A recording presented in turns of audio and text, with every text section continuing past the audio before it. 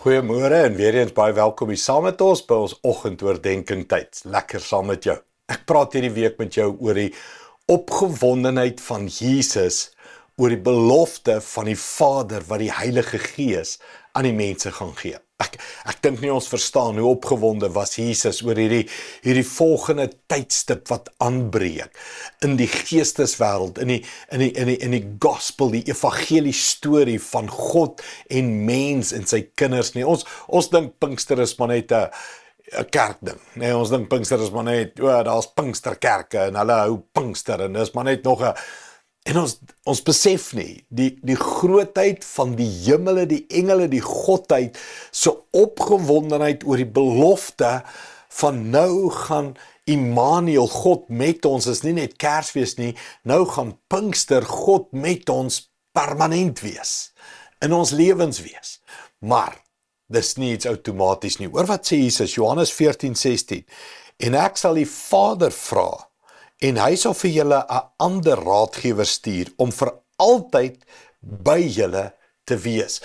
Wat ek hier raak lees, baie goed, maar een van die goed is, Jesus sê, dit gaan nie net outomaties gebeur nie, is 'n belofte van die Vader, maar ek, Jesus, moet die Vader gaan vra, en ek, Jesus, moet vir die Vader gaan sê, die tyd is reg, dis nou, dis hierdie groep mense, dis hierdie disippels, dis nou Pinkstertyd, stort, gee asseblief die belofte wat u gemaak het, gee dit nou. Jy sien, Jesus moet vra daarvoor. Ons leef vir die denke, al hierdie goed gebeur sommer maar net. Dis maar net, ja, Pinkster, almal het die Heilige Gees, en ons praat van die Gees, en die wind wat waai, en die lewende water in mense, en die krag en die gawes, en wonderwerke, en alles, en ons dink so, nee, mense hoor mooi, Jesus sê vir sy disippels, ek moet die Vader gaan vra vir hierdie belofte, en ek gaan dit doen, ek wil dit doen, met alles binne in my, en dan gaan die Vader hierdie belofte aan julle gee, kan ek jy woord gebruik, daar's stappe, daar's goed wat moet in plek val, dis nie outomaties nie, en soveel van ons, as ek mense op straat sal vra, Christene, kerkmense, wat ek al, dink jy hierdie Heilige Gees? Ja, ons almal het die Heilige Gees, is nie, wow, hoekom dink jy het jy die Heilige Gees? Hoekom claim jy die label? Het Jesus namens jou die Vader gevra om vir jou die belofte van die Vader te gee? Dink jy Jesus het? En as jy sê, ja, great, ek glo dit saam met jou. Het jy 'n storie om my te vertel? Het jy vir my 'n getuienis daarvan? Het jy vir my 'n belewenis daarvan? Kan ons daaroor praat? Want jy sien, Jesus moet die Vader vra om hierdie belofte aan jou te gee.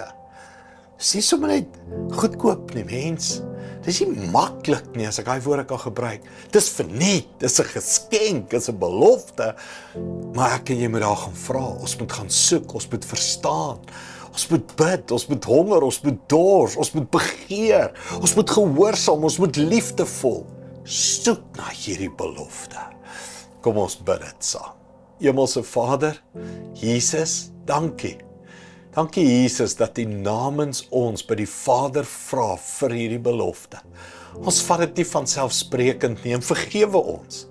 Vergewe ons waar ons die Heilige Gees goedkoop gemaak het, waar ons uitstorting goedkoop gemaak het, waar ons die dooping goedkoop gemaak het. Vergewe ons waar ons dit sommer net alledaags gemaak het. Jesus moet spesifiek, pertinent die Vader vra vir hierdie belofte namens ons, sodat ons lewens vir ewig verander kan word met die inwoning van U Gees binne in my. Dankie daarvoor, Jesus. In Jesus naam. Amen. Dankie, liewe vriende. Sien jou weer môre. Trots geborg deur Evergreen Turf.